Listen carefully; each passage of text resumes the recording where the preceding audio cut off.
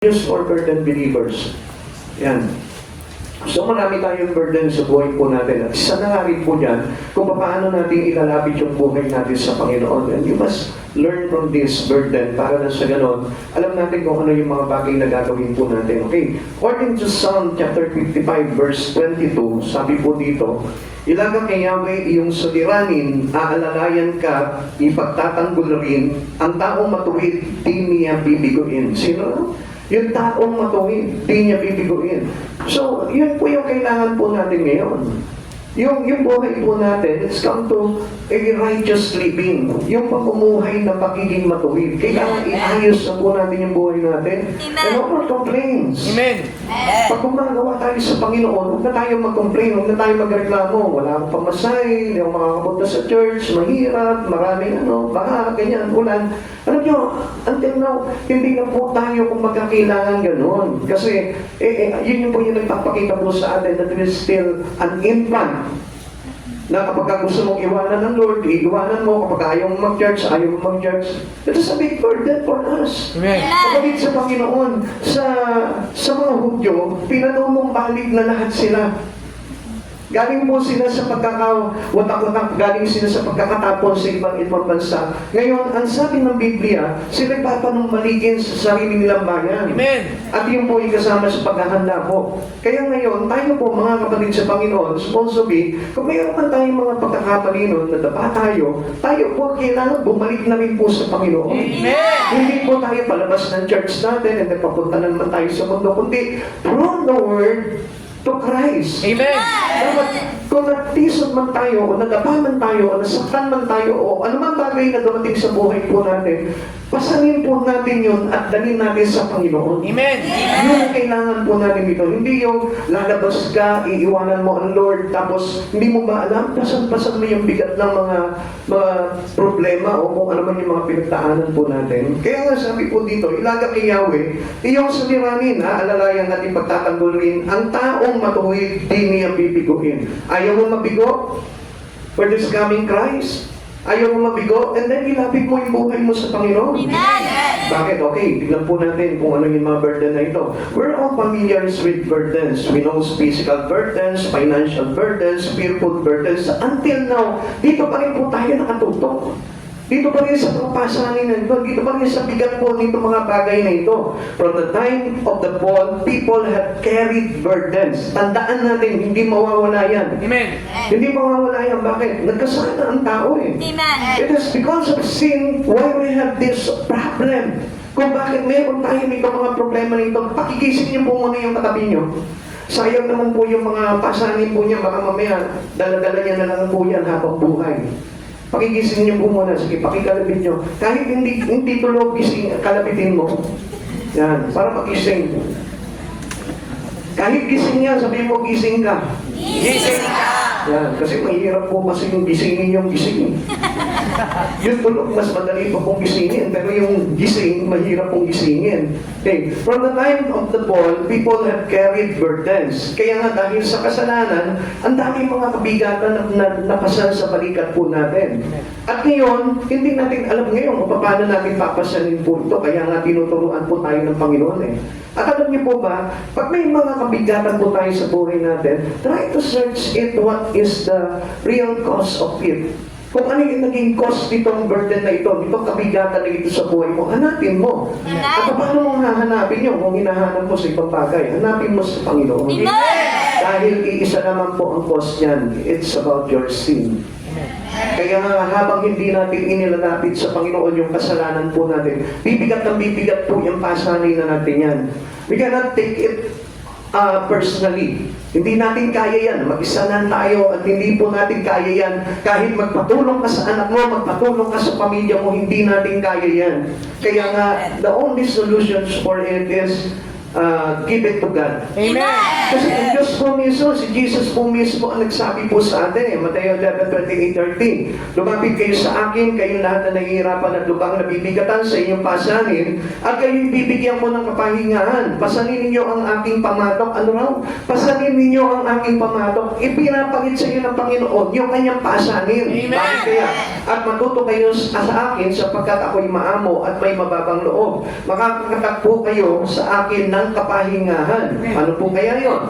Sapagkat madaling dalhin ang aking pamatok at magaan ang pasaning ibibigay ko sa inyo. So sa paglapit natin sa Panginoon, wala ka ng problema po doon sa pasaning yun. Amen. Kaya ito po yung number one na kailangan natin maintindihan eh. Hindi tayo palabas sa Panginoon. Dahil paglabas namin sa Panginoon, mas lalong pabigat ng pabigat ang pasanin ng tao. Papalapit tayo sa Lord para yung bigat ng pasanin natin ay i-trade po natin sa Panginoon. Amen. We must have trading with God. Amen. At ano yung itinitrade natin sa Panginoon? Pinapalit natin sa Kanya. Yung pasanin mo pagkabigat-bigat na walang makakatulong sa iyo, kundi siya. Kaya ipinipapapsan po natin sa Panginoon. Amen. At ano sabi niya gano'n? Pasanin ninyo ang aking pamatok. So, sapagkat madalhin-dalhin ang aking pamatok at magaan ang pasaning ibibigay ko sa inyo. Kaya habang lumalapit tayo sa Panginoon, He will give us rest. Amen. Siya yung magbibigay sa atin ng kagaanan. Amen. Kaya kung mapapansin mo, bakit ganito ang bigat-bigat ng buhay ko as a Christian? Hindi ba sabi ni Pastor, lumapit ako sa Kanya? Alam nyo, ang ibig sabihin ng malayo ka pa rin. Amen. Amen. Madalas ka nag-church, pero ang bigat pa rin ng pasanin mo, malayo ka pa rin. Amen. Kasi spiritually speaking, kailangan doon tayo malapit sa Panginoon into our spirit and not by the flesh. Amen. Lumalapit tayo sa Panginoon, dala lang yung ating katawan, pero yung espiritu natin hindi nabubuhay. Gisingin mo ulit yung katabi mo, sabi mo, gising, gising, gising. Gising, gising, gising. Pag ayaw mo gising, kalmutin mo. Okay, gising na? Tuloy po natin ano po. Kaya nga po, pagdating sa naman, nakikita niyo po ano, bigat-bigat. Kahit nagtatrabaho ka, bigat pa rin, ano, kahit sumisweldo ka ng malaki, ang bigat pa rin. Ang dami pa rin mga pumapasan sa balikat po natin. Alam nyo, dahil hindi natin na-target yung talagang solution para po sa pagpasan nitong makabigatan na ito. At yun po, ay kailangan po natin mailapit yung buhay natin sa Panginoon. Sabi sa atin ng Lord, come to me. Amen.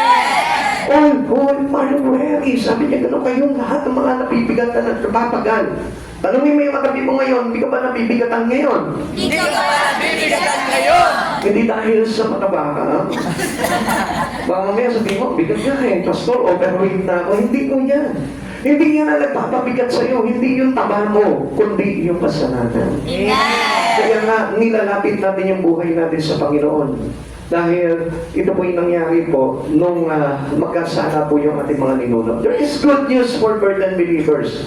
And what is this good news? Sabi po ulit natin, ano? Psalm 55:22 in English. Okay. Ano ba tayo? Okay, wait.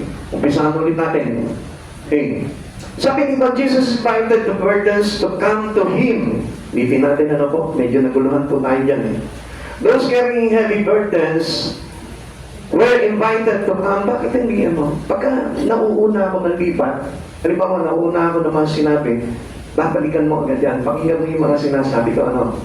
Yan. Para hindi ito nalilito. Kasi minsan kasi na-advance ako sa pagpipig ko dito.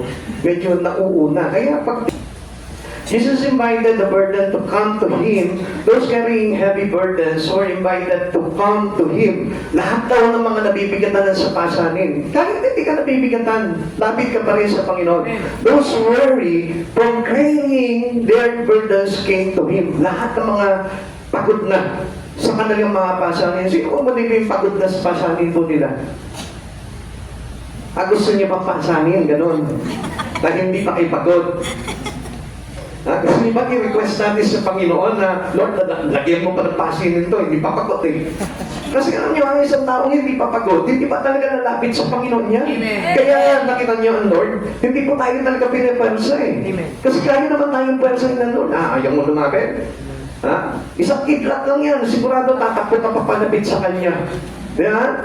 Pero hindi tayo pinapersa ng Lord. Gusto kasi ng Lord, mapagod ka muna. Amen. Kaya kapag napagod ka na, tingnan mo, hahanapin mo na ang Panginoon sa buhay mo. Amen. Ngayon, tatanungin ko po ulit kayo, hindi ka pa mapapagod? Ha? Taas na dito yung kamay ng hindi papagod. Ibig sabihin, pagod na kayo. O taas yung kamay ng mga pagod na. Uwi na tayo, magpahinga na tayo. Ano ba ginagawa natin dito? Anyway, nakalang yan, lumapit tayo sa Panginoon, ano po? Amen. Kasi kailangan, pagpagod ka na, lapit ka na sa Lord. Amen. Even though, kung ayaw mo mapagod ka, mas lalo kang lumapit sa Panginoon, ano po? Para hindi mo na maranasan itong kapaguran na ito. Amen. Kaya sabi sa atin ulit ng Panginoon, Mateo 11:28, di ba? Lumapit tayo. Lahat tayo mga napapagal at nabibigatan sa ating mga pasanin. At pagpapahingayin niyan po tayo. Yun lamang po yung isang solusyon na wala ng iba. Kundi ito lamang po yung binibigay sa atin ng Lord. Come to me, sabi ng Lord, lumapit kayo lahat. Lahat tayo lumapit sa Kanya. Kaya hindi mo napapansin, pagod na pagod ka na. Trabaho ka pa ng trabaho, pagod na pagod ka na nga eh. Hindi mo pa napapansin, ang hirap ko na. Ako na-experience ko na, may problema ako sa pamilya ko, personal problem with my family, and then papasok ka pa sa trabaho, papagalitan ka pa ng boss mo. Eh, papapasok mo yung boss mo. Pagod ka na nga sa problema mo, sa bigat na pangapasanin mo, tapos pagdating mo doon sa trabaho, sisermonan ka pa, papagalitan ka pa. Di ba? Nakaka-exhaust. Amen. Kaya nga mga kapatid sa Panginoon, mas maganda niyan, pagpalitan mo muna lahat ng mga bagay na yan, lumapit ka sa Panginoon. Give time to God. Give time to you. Amen. Diba? Kasi kung minsan, ang dami natin oras, pero sa Lord wala. Sa Lord, ang liit ng oras na ibinibigay mo, minsan pagtugtog mo lang ng church, uwian na. Di ba? Ang bilis na gusto mong oras sa Panginoon eh. Gusto mo pumatik na mabilis yung orasan para tapos agad. Alam mo, ang kapatid sa Panginoon, kaya nga tayo dinadala ng Lord eh. Because He wanted us to come. Amen. Gusto ng Lord na lumapit tayo sa Kanya. At huwag po natin biruin po yun. Huwag natin sayangin yun, lalo na itong panahon na ito. Dahil ito yung panahon na talaga napaka-close na po ng panahon na ito sa pagbabalik ng ating Panginoon. Ang sabi po sa atin ng Psalm 55 verse 22. Sorry. Layo mo na pala. Ano ba nangyari dito? Okay. Sabi dito, di ba? There is good news for burdened believers. Ngayon, tingnan mo natin kung ano yung mga good news na yun. Sabi po ng 55 verse 22, Cast your cares on the Lord, and He will sustain you. He will never let the righteous be shaken. So alam niyo po ba, kapag ngayon naglagak po tayo ng mga pasanin po natin sa Panginoon, God will sustain. Amen. Siya po yung aalalay sa atin, siya yung tutulong sa atin. Amen. Hindi yung tao na nauubusan din ng lakas. Amen. Kasi wala mang itutulong po sa atin ng tao eh. Dahil siya din po mismo, pwede maubos yung kanyang lakas. Pero this God, He will sustain everything on us. Amen. Kaya niya talagang lagyan ka o bigyan ka ng kalakasan, bigyan ka ng refreshing mind, bigyan ka ng kapayapaan, bigyan ka ng kagalakan. Lahat kayang i-provide sa atin ng Lord eh. Kaya nga, ang sabi dito, ang kailangan lang natin, according to Matthew chapter 11, 28, ang sabi sa atin, lumapit tayo sa Kanya. Amen. So, yun lang yung dapat natin gawin for us to be righteous. Yun yung pamumuhay na pagiging matuwid. Yung paglapit natin sa Panginoon, yung inilalagak na po natin yung buhay natin sa Panginoon. At alam niyo, kapag nakalagak ka na sa Panginoon, ang pangako ng Lord sa atin, and the righteous be, sabi dito, you will never let the righteous to be shaken. Amen. Hindi tayo matitinag, hindi tayo mayayanig. Na kahit na sabi mo, lindulin pa itong mga naret. Hindi tayo matitinag yan. Bakit? Because of your righteousness to the Lord, yun po yung mag-iingat po sa atin. Alam nyo, lahat ng mga matuwid na tao na naglalagak ng buhay sa Panginoon, hindi pinababayaan ng Panginoon yan. Kaya yung mga tao na ayaw maglagak ng buhay sa Panginoon, kalimitan yan yung nagpapasa ng mga mabibigat na pasanin sa buhay na hindi nila alam kung paano nila tatanggalin sa balikat po nila yun. Kaya nga, cast cares on the Lord. Ibigay natin sa Panginoon yung ating mga pasanin at alalahanin. Amen. Now, what can you do with your burdens? Ano po ba yung dapat natin gawin po dito? Do not let your life to carry alone your burden. Huwag mo hayaan na ikaw lang yung magpasan po nun. Mahirap. Di ba kapag halimbawa may ginagawa ka, meron ka mabigat na mga bubuhatin, minsan naghahanap ka ng tulong. Amen. Dahil ang hirap talaga magbuhat na mag-isa ka lang. Kailangan mo talaga na may karoon kang katulong talaga. Amen. And what more kung ang katulong mo dito ay ang Diyos. Mahihirapan ka pa kaya? Sabi po sa akin, cast thy burden upon the Lord. Bakit po kaya? Stop trying to carry your burden. Huwag mong sarilinin na buhatin yung iyong mga pasanin. Mahirapan po talaga tayo. Nakakapagod. Amen. Nakakaubos ng pag-asa. Amen. Tandaan po natin, kapatid sa Panginoon, maaaring nabibisi ka na, abala ka sa mga bagay na ginagawa mo dito sa mundong ito. Pero I tell you the truth, huwag mong seryosohin yung mga bagay sa mundo. Amen. Seryosohin mo yung paglapit mo sa Panginoon. Amen. Dahil dito sa mundong ito, mapapagod ka lang. Amen. Pagurin ka lang ng mga kalayawan ng mundong ito. Kaya hindi mo napapansin, bago mo makamit yung mga bagay na nais mo dito sa mundong ito, wala na. Ubus na yung lakas mo. Ubus ka na.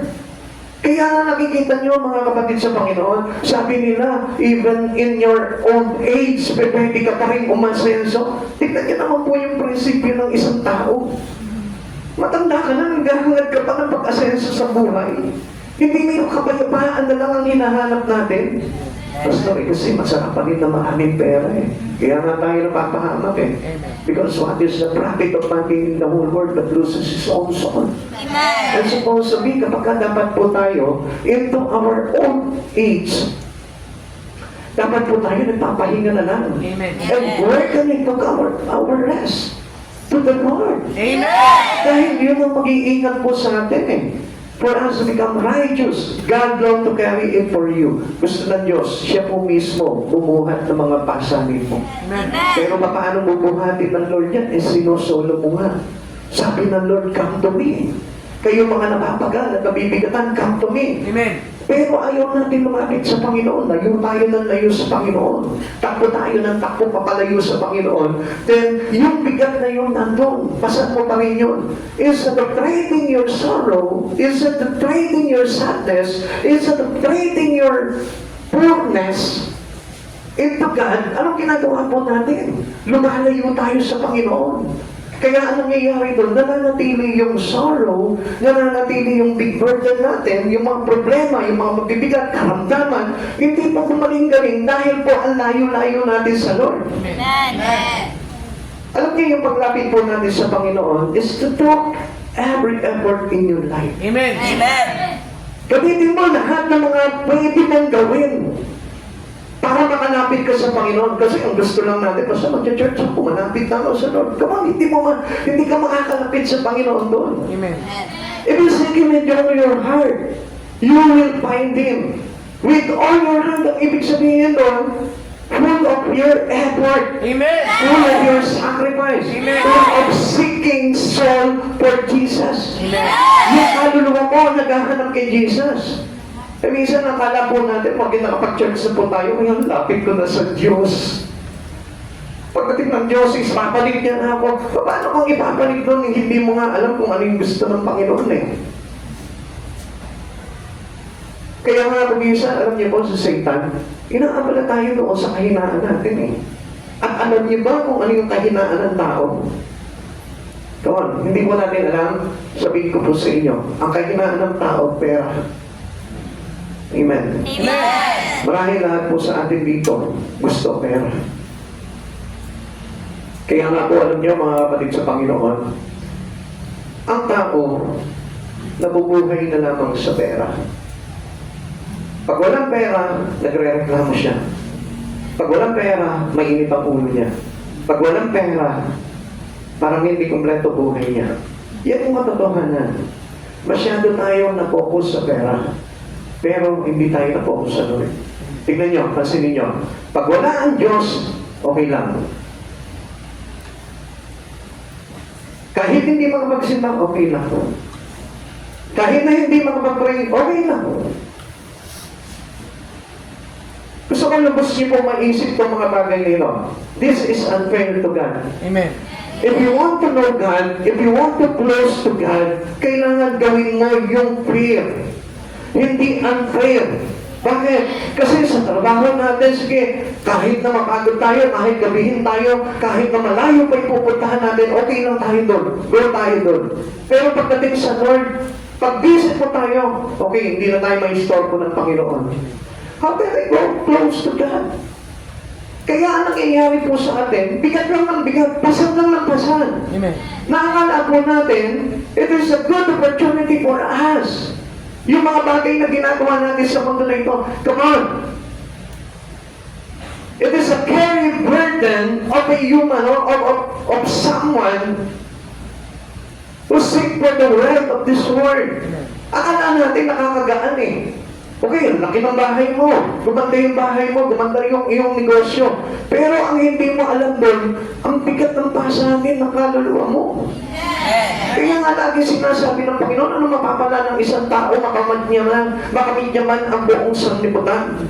Kung ang kapalit naman po dito, yung kanyang kaluluwa. Amen. Kaya kung mapapansin po natin mga kapatid sa Panginoon, tingnan nyo. Pag sinabing Diyos, wala nagre-response. Pag sinabing pera, ting! May tutulog agad. Di ba? Ang dami agad mag-iisip niya. Pag sinabing Diyos, parang walang maglalaro sa isipan mo. Ay, kailangan ko, Diyos, kung nakapunta ako sa langit, makakapiling ko ang Diyos doon. Pero pag sinabing pera, ting! Bibili ako ng bahay, bibili ako ng kotse, bibili ako ng mga magagandang damit, bibili ako ng iPhone. Ang dami agad idea na naglalaro sa isipan. Amen. Amen. Pag sinabing church, ting! Ay, huwag na lang. Never mind. Wala pumapasok sa isipan yung magagandang bagay. Pero pag sinabing pera, ting! Ang daming magagandang iniisip. Bibili ko yung anak ko ng ganito, bibili ko yung pangarap ko, bibili ako ng ganito, pupunta ako ng ganito, magbabakasyon ako ng Boracay, magbabakasyon ako ng Hong Kong. Kaya ano nangyari sa iyo? Kalkong. Pagdating ng Lord, kalkong. Bakit? Naiiwan ka.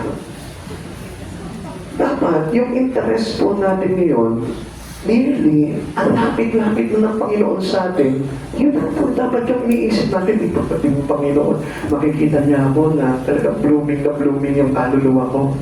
Ganda-ganda ng espiritu ko, lakas-lakas ng espiritu ko. Pagharap ko sa Panginoon, sasabihin niya sa akin, sasalubungin niya ako, makihati ka sa aking kagala. Amen. Amen. Yun yung dapat naglalaro sa isipan natin eh kanina. Pagpunta mo ng church, ano mo kayo papipira sa aking pastor ngayon? Pero hindi yung iniisip, yung makakatisod agad sa kaluluwa mo, hindi niya iniisip yung makakatulong para sa pasanin mo sa kaluluwa.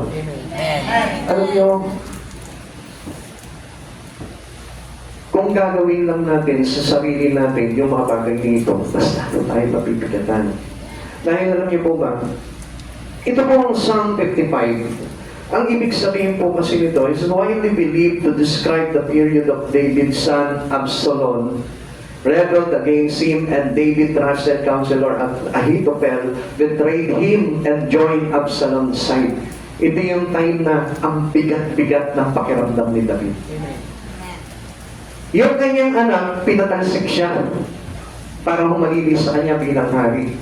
At yung kanyang counselor, which is ito pong si Ahithophel, nagtaksin sa kanya at nakiisa dito kay Absalom. Kaya ang sakit-sakit ang kalooban niya. Ang sabi niya po dito, kung sino pa yung kaibigan mo, siya pa yung magkakaluluwa sa iyo. Ano mo mga kapatid sa Panginoon, iba si David.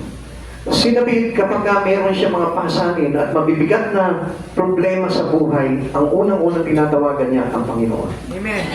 Yun yung gusto ng Lord sa atin. To become God's own heart.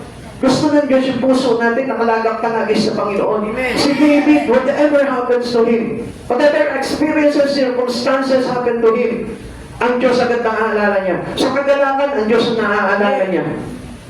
Sa digmaan, ang Diyos ang naaalala niya. Amen. Every troubles, every circumstances, ang Diyos palagi naaalala niya, hindi siya bumibitaw. Kaya kahit na anong bigat po kanyang pasanin, hindi niya binubuhat itong mag-isa.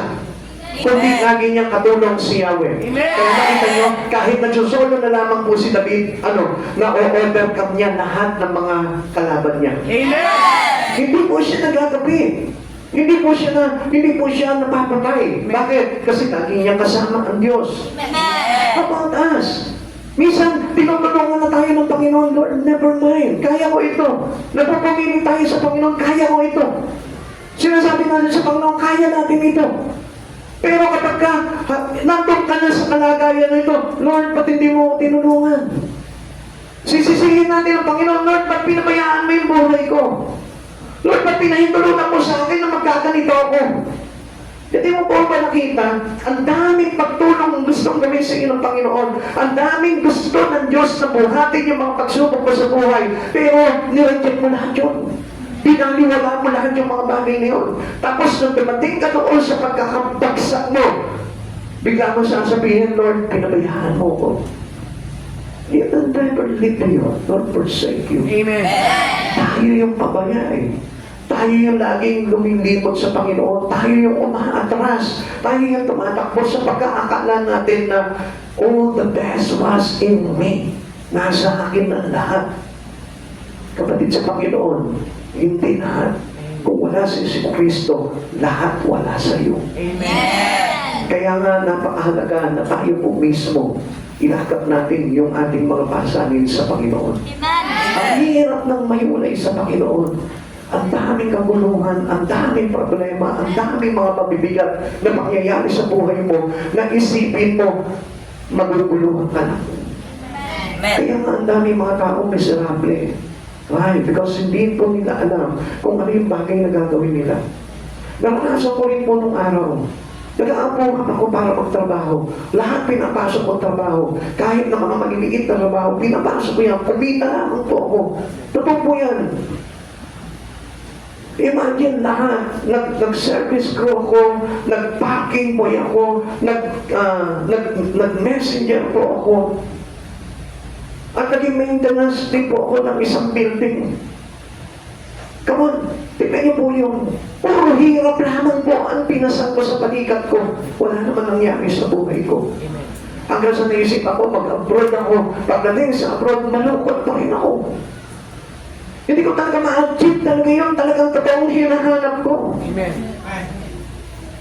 Pero alam niyo po, nung dumating si Yesu Cristo sa buhay ko, doon naman po napayapa yung buhay ko. Amen. Kahit sabihin mo, wala kaming pera. Kahit magtinda lamang ako ng fishball, ng hamburger, ng spaghetti, ng lugaw. Ang saya-saya ng puso ko. Bakit? Kasi may Diyos ka. Amen. Na kahit na sabihin mo meron kang problema, parang nagiging lahit lang yung problema mo dahil meron kang tagapasan. Amen. Hindi mo bibigat sa balikat mo dahil meron pumapasan lahat ng mga pagsubok sa buhay mo. Amen. Kaya nga laging offer sa atin ng Panginoon. Laging sinasabi sa atin ng Panginoon. Listen, Matthew 11:28. Come to me, all you who are weary and burdened, and I will give you rest. Saan tayo mga kasumbong ng kapahingahan? Hindi sa kapitbahay mo, hindi sa mga mayayamang kaibigan mo, hindi sa pamilya mo, kundi sa Lord. Amen. Minsan nakala natin, natutuwa tayo, ito ang kayamanan ko, pamilya ko, paano mo magiging kayamanan yan kung wala si Kristo sa buhay mo? Amen. Paano mo magiging kayamanan yung pamilya mo kung hindi si Kristo ang sentro nito? Amen. Hindi mo ba't ang daming problema ng mga pamilya sa kanilang mga anak, sa kanilang asawa, sa kanilang kabuhayan, sa kanilang tahanan? Ang daming mga dumadating na problema, you know why? Because of sin. Amen. Kapag ka sin ang naging sentro ng pamilya nyo, I tell you, hindi ka mapapayapa, hindi ka gagaan, hindi ka masisiyahan sa buhay. Amen. Kasi you need God in our life. Kailangan natin si Jesus sa buhay natin. Magtrabaho ka na magtrabaho, lumaki man ang sweldo mo. But I tell you the truth, hindi ka magkakaroon ng kapayapaan sa puso dahil hindi si Kristo ang inuuna mo. Amen. Kaya sinasabi sa atin ng Panginoon, seek ye first the kingdom of God, and in His righteousness, and all the things shall be added unto us. Idadagdag na lang ng Lord yung pangangailangan natin kapag ang Diyos ang iuna natin sa buhay natin.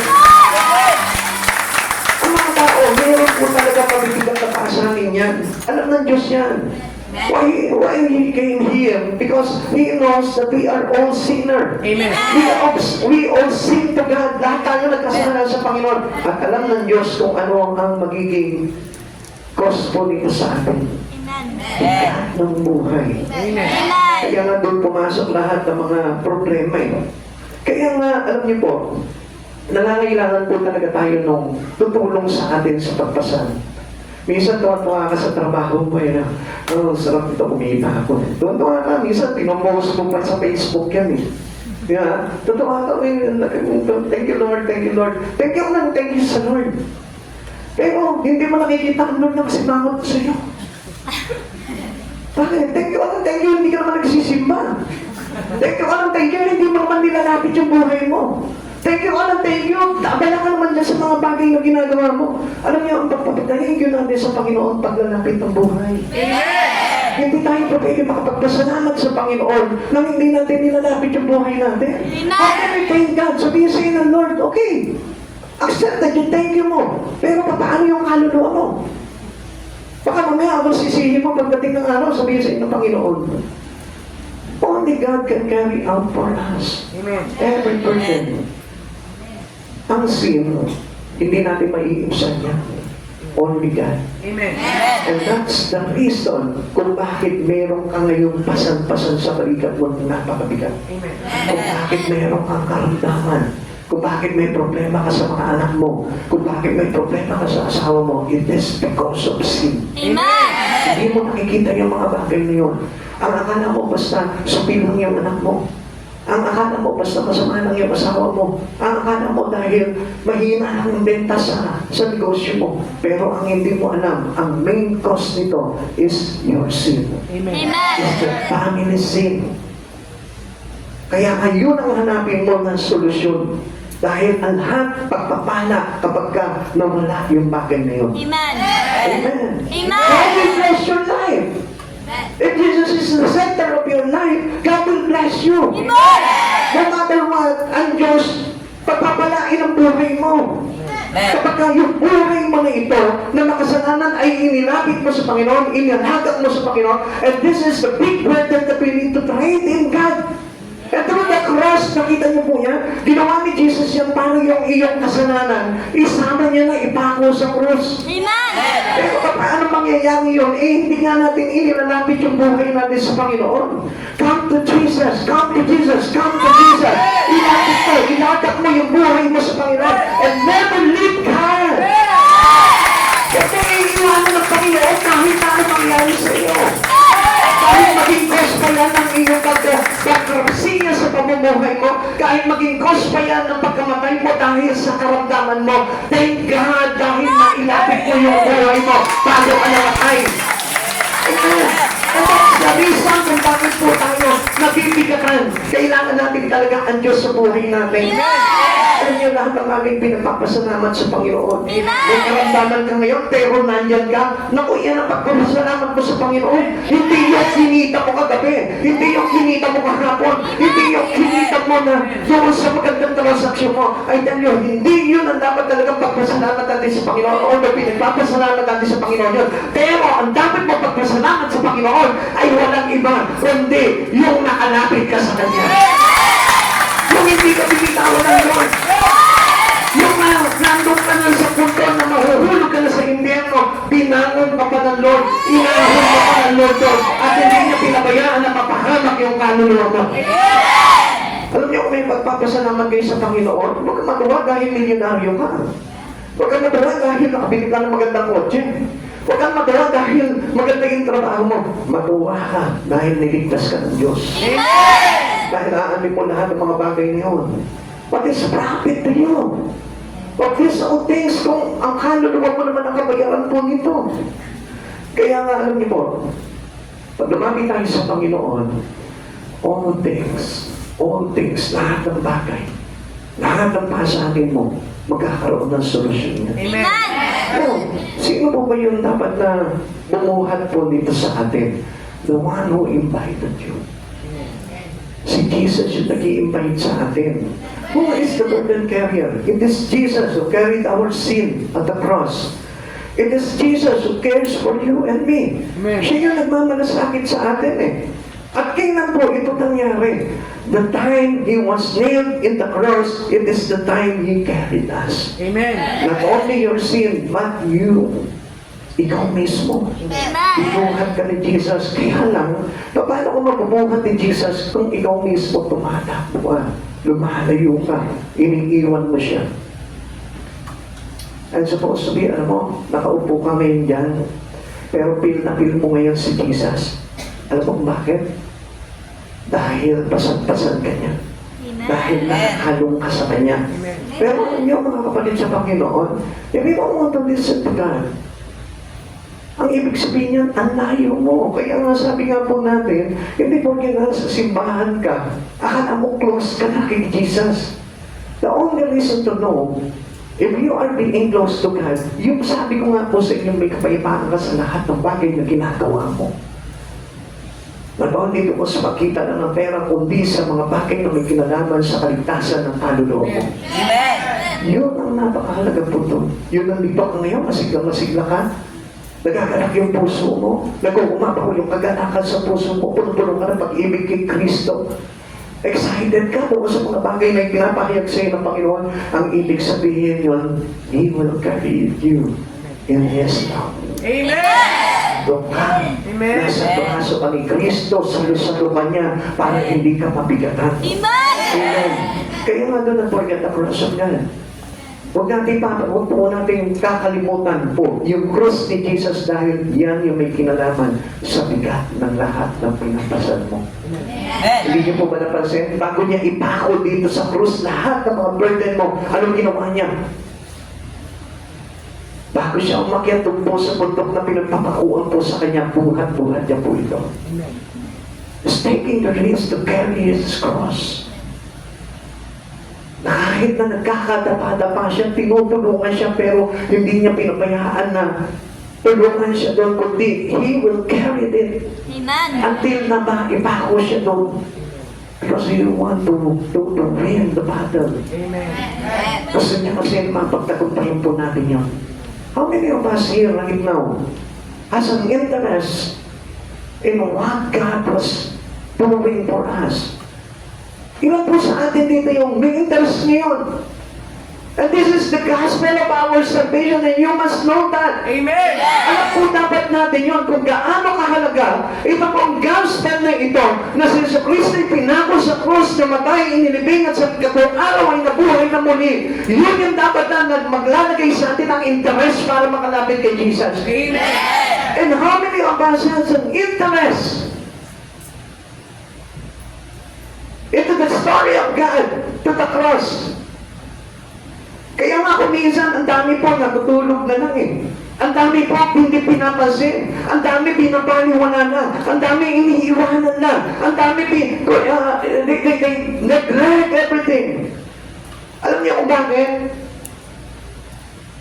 Because of their own salvation is not yet there. Amen. Wala. Amen. Amen. Huwag mo sabihin sa akin, you already know the Bible. But I tell you the truth, kung wala kang interest about the gospel of salvation, I tell you, hindi ka naligtas. Because everyone who received the gospel, everyone who received the salvation, and sabi ng Lord, you will proclaim it to all nations. Amen. Ikaw mismo, ipapahayag mo yun, sasabihan, naligtas ka dahil sa pagpapapako ni Kristo sa krus, dahil sa kanyang pagkabuhay, dahil sa kanya, naligtas tayo, tinubos tayo sa kasalanan. Ipapahayag mo yun sa tao. Hindi ka manahimik na sabihin sa kanila, nilinis ka na sa iyong kasalanan, tinanggal niya na lahat ng hirap sa iyo, dahil pinasan niya lahat ng hirap, para na sa ganon tayo magkaroon ng kagaanan. Pero hindi natin pinapansin yun. Many people today have no interest about this. Kaya nga yung interest ng tao nasa pagkita lamang, nasa pagpapayaman lamang. Nililindol na ang buong bansa, nakakagera na.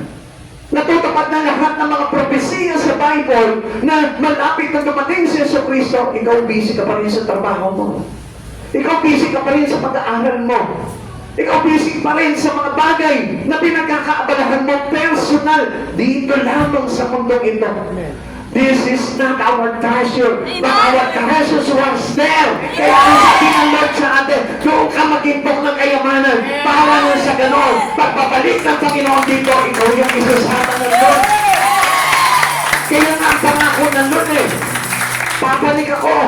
Uuwi ako sa bahay ng aking ama, maraming silid doon. Kung hindi totoo, hindi ko na sana sinabi sa inyo. At kapag naipaghanda ko na kayong matitiran, babalik ako. At isasama ko kayo doon sa aking kinaroroonan. Paano kang isasama ng Diyos doon kung nakita niya na hindi ka nag-imbok ng kayamanan para doon sa langit? It's coming back for those people, for those Christians who decide to have the mansions in heaven. And who? You deserve the mansion.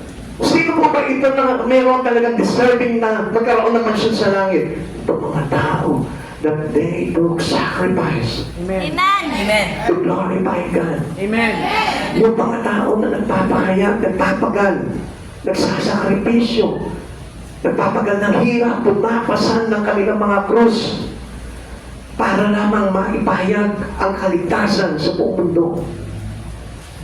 Kaya mga kapatid sa Panginoon, try to imagine.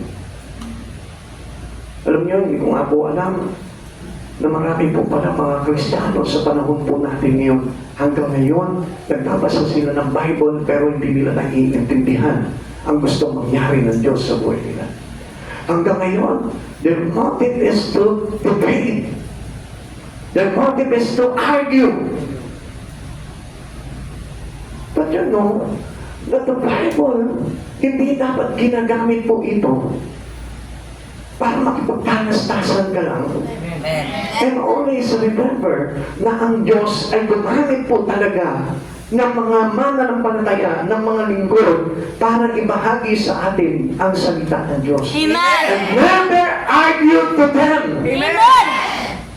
Kaya natanggapin po natin ito na may kagalakan sapagkat yung burden natin in exchange of your accepting or your believing in Christ Jesus, yun lang po yung hinahanap ng Lord Kapalit ng mga basahin po natin dito, manampalataya ka sa Kanya. And you must believe in Christ Jesus and accept Him as your personal Savior. Yun lang tapos na. Alam niyo, sa totoo lang, ang Diyos gusto talaga tayong iligtas. Kaya nga nagtuturo po sa atin ang Panginoon para maunawaan natin ang lahat ng mga bagay nito. Kaya nga, isang bagay lamang po ang gagawin po natin magtiwala tayo sa Panginoon. Amen. And how we cast all our burdens to Him. If we won't trust God. Kaya nga maraming tao, ayaw nilang ipapasat kay Jesus yung buhay po nila dahil wala silang tiwala. They don't believe in God. Eh sabi po sa atin ng 1 Peter chapter 5 verse 7, ipagkatiwala ninyo sa Kanya ang inyong mga alalahanin sa buhay sapagkat siya ang nagmamalasakit sa inyo. Sino lang? Who taking care of our soul? Only Jesus. Amen. Kaya nga tayo, nagiging kaisa tayo. We're taking care of the soul of our family. We're taking care of the soul of our friend. Amen. Yun na yung ginagawa natin. Kaya nga, upon receiving the yoke of Jesus, yun po, yung bagay na sinabi niya, mag-aaral kayo sa akin sapagkat makasusubong kayo ng pag-aaral. Amen. Yun yung dapat ang matutunan natin sa Panginoon. Kung paano tayo mag-taking care, magmalasakit sa mga kaluluwa ng iba. Dahil tayo, after all, tinanggap din po natin ito. Amen. Kaya kung mapapasin po natin dito, tingnan niyo po, halos wala tayo noon sa parte na yun. Halos hindi tayo nagiging bahagi po nito na mabuting palitan po ng ating Panginoong sa Kristo. Amen. Basta, you know that you are a Christian. Amen. That you know that you are a believers to Christ Jesus. Pero hindi niyo po napapansin, bakit hindi po maipapasan kay Jesus yung iyong mga pasanin? Because you won't trust Him. You are not yet a believer to Christ Jesus. But if you believe in Christ Jesus, lahat ng bagay ilalagak mo kay Kristo. Amen. Magiging pamilya mo, kabuhayan mo, whatever. Even your plans, your dreams. Amen. Ilalagak mo sa Panginoon yan. Ipagkakatiwala mo sa Panginoon yan. Bakit? Kasi you are trusting this God. Amen. Nandun yung pagtitiwala mo sa Kanya at alam mo na kay Jesus lagi kang ligtas, kay Jesus lagi kang mayaman, kay Jesus lagi kang may kaganapan. Amen. Amen. Sabi po ni Matthew Henry, to cast our burdens on God is to rest upon His providence and promises. Anong ibig sabihin ba na rest upon His providence and promises? Ang ibig sabihin niya, nilalagay natin yung pangangalaga ng kaluluwa natin sa Panginoon. Inilalagak natin lahat ng bagay sa kamay ng ating Panginoong Jesucristo. Pero, we are already Christian. A long-time Christian, pero kung papansinin po natin, kailan mo inilagay sa kamay ni Jesus yung mga bagay sa buhay mo? Kailan mo inilagay sa kamay ni Jesus yung buhay mo? Tingnan mo mabuti ang mga kapatid sa Panginoon. Dahil kailangan po talaga, we rest upon into His providence and promises. Minsan, tingnan niyo mo, ang pinahawakan na natin, pangako ng tao. Pero kinakalimutan natin yung pangako ng Diyos. And you know that the promise of God is for your salvation. Amen. Paano magkakaroon ng kaligtasan kung hindi tayo nagtitiwala sa pangako ng Diyos sa buhay po natin? Kaya mga kapatid sa Panginoon, gusto ko po na makita niyo po yung bagay na ito. Mag-isip po tayo sa katotohanan. Sinasabi natin, marami po, alam niyo, marami nagsasabi, babalik na Lord, babalik na Lord. Pero siya hindi makabalik sa Lord. Babalik na Lord, marami nang babalik ang Lord. Pero wala po siyang ginagawa sa Lord. Totoo po yan, Pastor, marami nang babalik ang Lord. Nangyayari na sa buong paligid, ang pagbabalik, ang nalalapit na pagbabalik ng Lord. Pero wala pa rin siyang hakbang na ginagawa. You must surrender it all to God. Amen. You must surrender your seed to God. Amen. You must surrender everything into God. Amen. You must surrender your family to the Lord. Amen. You must surrender whatever in your hands to God. Amen. Isuko mo sa Panginoon, ipagkatiwala mo sa Panginoon, iba yung pangarap, yung mga pangarap po natin. Amen. Iba yung mga dreams natin, iba yung mga bagay na gusto natin marating sa mundong ito. Itiwala niyo sa Panginoon dahil ang Diyos ang magbibigay sa atin ng directions in life. Amen. Paano kung halimbawa hindi mo tiniwala sa Panginoon, nandun ka pala sa direction mo lamang, naligaw pa. Paano pa yung pangako ng Diyos sa salvation? Now, what will God do with your burden? Anong gagawin ngayon ng Panginoon dito sa burden mo? Sabi natin kanina, ilahagat mo sa Panginoon yung iyong mga pasanin. Now, anong gagawin ng Diyos dito sa iyong mga pasanin? God takes our burden and sustain us by His love. Dito mo yung mararanasan ngayon yung totoong pag-ibig ng Diyos. Dito mo mararanasan na kahit na may karamdaman ka, makita mo, nararamdaman mo rin yung pag-ibig ng Diyos. Amen. Amen. Yan nga po yung pinag-uusapan po namin kahapon Yung about doon sa karamdaman. Minsan nakakala po natin parusa sa atin ng Diyos yung karamdaman. Ano po? Pero ang hindi natin alam, pag-ibig pala ng Diyos yun. Because He want to tell you na yung karamdaman na yun, anak, mahal kita, bumalikan sa akin. Amen. Nagkakot sa convictions of God's love into you. Amen. Na kapag meron ka nararamdaman, medyo nanginigit yung dibdib mo, huwag ka matakot. Lumapit ka sa Panginoon, magbalik ka loob ka sa Panginoon, Lord, babalik na ako sa iyo, Lord. Amen. Ang katakot mo yung hindi ka makabalik sa Panginoon dahil matutuluyan ka talaga. Amen. Amen. Pero alam niyo, ang Panginoon, kapag tinapig ka sa pamamagitan ng mga circumstances sa buhay mo, pag-ibig ng Diyos po. Amen. How God sustain us by His love. Paano niya tayo nalagakan ng kanyang pag-ibig? Ganito yan. Unang-una, He takes our burdens of sin. Kukunin niya, unang-una, pag lumapit ka sa Kanya, nagtiwala ka sa Kanya, lumapit ka sa Panginoong Jesucristo, kukunin niya lahat ng pasanin mo. Mararamdaman mo yan, if you are true to God. Amen. Kung totoo ka lumalapit sa Panginoon, mararamdaman mo. Alam niyo, ang dami mga testimony. Sinasabi nila, alam niyo, Pastor, nung time na nandyan ako sa inyo, nandyan ako kay Lord, naglilingkod ako kay Lord, alam niyo, ang gaan-gaan lang ang buhay ko. Nangahit na walang-wala kami, pero parang payapa. Pero nang time na umiwalay ako sa Panginoon, halos ang bigat-bigat. Kahit na kumikita ako, kahit na meron kaming mga ganito, pero parang ang laki ng kulang sa buhay ko.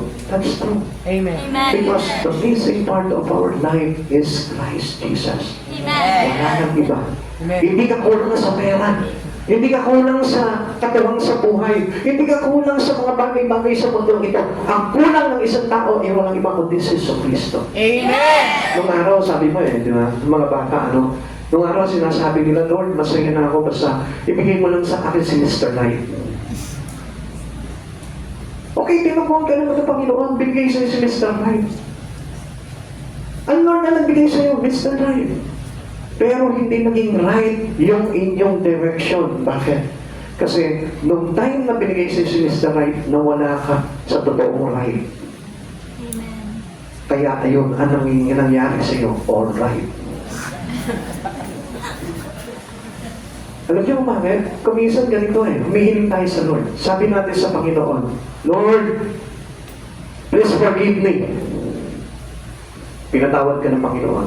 Nung pagkatawad sa iyo ng Panginoon, nawala ka doon sa iniwanan mo ang Panginoon.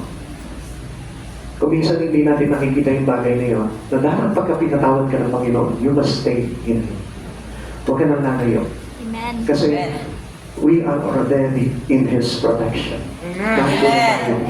At anumang mga patapon sa iyo ng kaaway na kasalanan, hindi na mangyayari yan.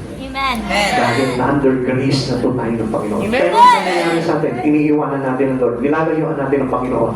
Mas nakakabala tayo sa ibang bagay sa buhay po natin. Kaya magpasok na naman, pag-atake na naman ang kasalanan ito, wala na, hindi na makabalik sa Panginoon. Alam niyo bakit? Kasi yung mga bagay na masama ay mas lalong sumasama makatapos tayo makakilala sa Panginoon at nanumbalik tayo sa masama. Amen. Amen. It takes our burden of sin. Kinukuha niya sa ating lahat ng pagkakasala natin. 2 Corinthians chapter 5 verse 21. Hindi nagkasala si Kristo, ngunit alang-alang sa atin siya'y itinuring na makasalanan upang sa pakikipag-isa natin sa Kanya ay maging matuwid tayo sa harapan ng Diyos. Sa pakikipag-isa. Kaya nga pag kinuha na sa iyo ng Diyos, yung kasalanan mo, nandun na yung pakikipag-isa mo sa Kanya. Huwag ka iiwan siya. Huwag pa na siya ipagpapalit kahit sa kayamanan ng mundo. Huwag na huwag. May narinig nga ako Sabi po ng isang kwento po ng isang kamanggagawa natin dito. Pastor, kahit naman po nandun siya sa malayong lugar, hindi naman po daw siya nakakalimot. Actually, naghahanap po siya ng church doon. I tell you the truth. Wala lang. Bakit? Kahit makakita ka ng church doon, kung hindi naman didisiplinahin talaga ng Lord at aayusin at ipapaayos yung espiritu mo, it's nothing. Amen. Nothing to be changes in you. Dahil kaya ka nga nilagay ng Panginoon dito, hindi para iwanan ito. Para ano? Para dito ganapin ng Panginoon yung plano niya sa buhay. Amen. Pero hindi natin nakikita kung ano yung approach ng kaaway sa atin. Makikita mo instantly, biglang mawawala. Instantly, biglang may offer. Instantly, bigla na naman may mga bagay-bagay sa buhay niya na magtataboy sa kanya. Hindi napansin niya yun. Kaya ano nangyari? Ang akala niya, nandun pa rin yung plano ng Diyos na mangyari sa buhay niya. Pero ang hindi niya alam, it lost.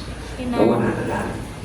Kaya I tell you the truth, kung saan ka nilagay ng Panginoon, balik-balikan mo yun dahil nandun yung proseso na gagawin sa iyo ng Panginoon. Amen. According to His plan. Amen. Amen. Doon niya tatanggalin yung kasalanan mo Kasi dito ka na nakilala ng Panginoon Now, kung pupunta tayo doon sa iba, although sige, okay, makakarinig tayo ng God's Word.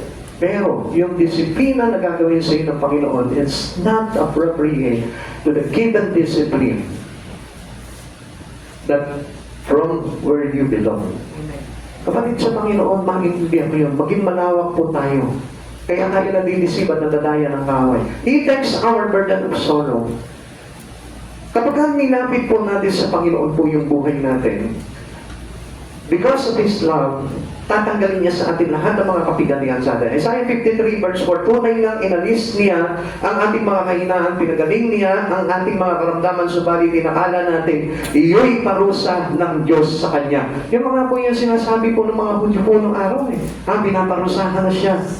Si Jesus may pinarusahan, Pero hindi niya alam, yung parusa na naaayon sa atin ay siya ang nagpatapon nito. Tinanggal niya kasi yung sorrow of that punishment for us. Alam niyo po ba, kabayaran natin yun Alam niyo po ba na kapag may kasalanan ka, you're being sorrowful. Amen. Amen. Tandaan po natin yan. Yung kasalanan ang naglalagay sa atin sa matinding kapighatian. Hindi natin napapansin po yun because we are focused on the Word. Pero kung magpo-focus ka sa kaluluwa, sa spirito mo, makikita mo, it is sorrowful. Namimigati yung kalagayan mo. Amen. Amen. Ikatlo, because of His love, Pinadaman niya po sa atin yung kanyang pag-ibig. He takes our burden of grief. Ano sabi niya po dito? Tatandaan niyo po ba yung namatay po si Lazaro, yung kaibigan niya? Siya po, anong ginawa niya po dito? Tinangisan niya po iyon. Anong ibig sabihin ng pagtangis ni Jesus ito? Naiyak siya dahil wala na yung kanyang kaibigan? Hindi. Naiyak siya dahil namimagati yung kanyang mga mahal sa buhay. Amen. Alam niyo, kaligasan po natin, na kapag mayroon pumapanaw sa ating mahal sa buhay, tinatangisan po natin. Pero, hindi po kailanman naging dahilan ang pagkawala ng ating mga mahal sa buhay sa pagkawala natin sa Panginoon. Amen. Minsan ang hindi po natin alam, akala po natin, matatanggal yung grief po natin, yung pamimighati po natin, yung pangungulila po natin sa mga mahal natin sa buhay na nawala. Pero ang hindi po natin alam dyan, ang Lord will sustain the joy into your heart. Amen. He will sustain you with His comfort. He will sustain you with the rest. Amen. Kaya nga, naghihiwalay tayo sa Panginoon, nakakalimutan mo ang Panginoon dahil lamang sa pamimigati mo, dito sa mga mahal mo sa buhay na nawala, and tell you the truth, baka ikaw isang araw mawala rin. Bakit? Kasi hindi maliibsan yung iyong pagkalungkutan. Kaya nga ang Diyos po mismo, siya mismo yung tumangis. Amen. Actually, alam ng Diyos yun eh. Binuhay naman niya si Lazaro, tama? Amen. Pero bakit kailangan niya pag-iyakan? Naiyak siya kasi maraming nasaktan. Amen? Amen. Alam ng Diyos yung sakit sa puso po natin na yun eh. Alam ng Diyos kung paano yung mga bagay na masakit sa puso po natin. At alam niyo po ba, iniiyakan din po ng Lord yun. At alam niyo po ba kung anong unang-unang kinasaktan ng Panginoon at tiniyakan ng Diyos sa buhay ng bawat tao? They commit sin. Yung namumuhay po sila nang nakapasailalim sa kasalanan ng sanlibutan ito. Kaya nga sabi ng Lord, do not love this world. Amen. Kasi we are under the sin of this world. Amen. Kaya nga, sabi ng Diyos, huwag natin basa ilalim yung buhay natin dito sa lipunan na ito dahil tinanggal na tayo ng Lord dito eh. Inalis na tayo ng Diyos dito sa kasalanan. Amen. Tapos babalikan natin itong pamumuhay na ito ng mga kasalanan. Kaya nga mga kapatid sa Panginoon, ito yung number one na talagang iniiyakan ng Lord. Yung ang isang tao ay nandun, nagpapakalunod sa kasalanan. Ang gusto ng Panginoon dito, kapag ka nandun ka sa kasalanan, lumapit ka sa Kanya. Amen. Babalik na naman po yung paanyaya ng Lord sa atin dito, come to me. Amen. Ikaw na makasalanan, come to me. All you are sin, come to me. Alam ng Diyos na lahat tayo nagkasala po tayo. Pero isang bagay lamang po yung gagawin natin, lumapit tayo sa Kanya. Because He takes all the burden of our sin. Amen. Siya naman po yun. God sustains those who were without strength. Sino po ito? Yung mga mahihina. Alam ng Diyos that we are weak. Lahat tayo, we are all weak. Amen. Why? Because of that sin. Amen. Yun ang nagpahina po sa atin. Amen. Supposed to be, wala tayong kamatayan eh. Amen. Nilikha tayo na wala tayong kamatayan. Pero dahil sa kasalanan, pumasok po sa atin yung kamatayan. Dahil sa kasalanan, pumasok sa atin yung maraming kapigatian. Yung kasalanan na yun naglagay sa atin sa problema. Yung kasalanan na yun naglagay sa atin sa karamdaman. Kaya ang gustong gawin ng Lord ngayon, siya yung namatay para sa iyong kahinaan. Di ba alam mo? Tapos, madalas ang tao nilalayuan ng Lord. Kaya nga sabi po ng Biblia, when you are weak, He made you strong. Amen. Amen. Kaya nga, tandaan po natin ito, no? Sometimes you feel strong. Sometimes you feel strong. Pero ang hindi mo alam, when you give away your life to God, you are very weak. Ang hina mo. Alam mo kung bakit ka naging mahina? Yung kalangasan mo na kay Jesus eh. He's the source of our every strength. Amen. Siya po yung pinagagalingan ng lakas natin, tapos lalayo ka sa Kanya. Come on! Para kasi Superman eh. Alam mo na manghihina ka sa kryptonite, lapit ka pa ng lapit. Ba't hindi mo sabihin sa director po nung gumawa ng Superman, tanggalin yung kryptonite para wala kang kahinaan. Amen. Ganun kasi sa mundo eh. Sa mundo, yung mga kapagpahina po sa iyo, yun yung nilalapitan ng tao. And what are those things? Yung mga bagay sa liputan, yung mga makasanliputang bagay, yung kasalanan. Amen. That made you weak. Pero, tingnan mo yung kabutihan ng pag-ibig ng Diyos. Romans chapter 5 verse 6. Sapagkat kung tayo mahihina pa, namatay si Kristo sa takdang panahon para sa mga makasalanan. Grabe ang hina natin dahil sa kasalanan. Pero ang ginawa ng Lord, hindi ka inayaang mamatay. Amen. He never allow you to go into hell, but siya po yung nagandog ng kanyang buhay. And you must know that Jesus take that hell for the sake of His love for you. Amen. Grabe, itong Diyos na ito, yung nagtapasaw doon sa impyerno. Alam natin, no, bakit pinakulong si Jesus? Kaya-kaya niya yun, Diyos eh. Come on, hindi lang yun. Hindi lang yun. Tatandaan niyo po yung nangyari po kay Jonah. Yes, at the belly of big fish. Amen. Alam niyo po ba kung ano po yun? Para raw siyang nasa shoal. And you know what is shoal? Ha?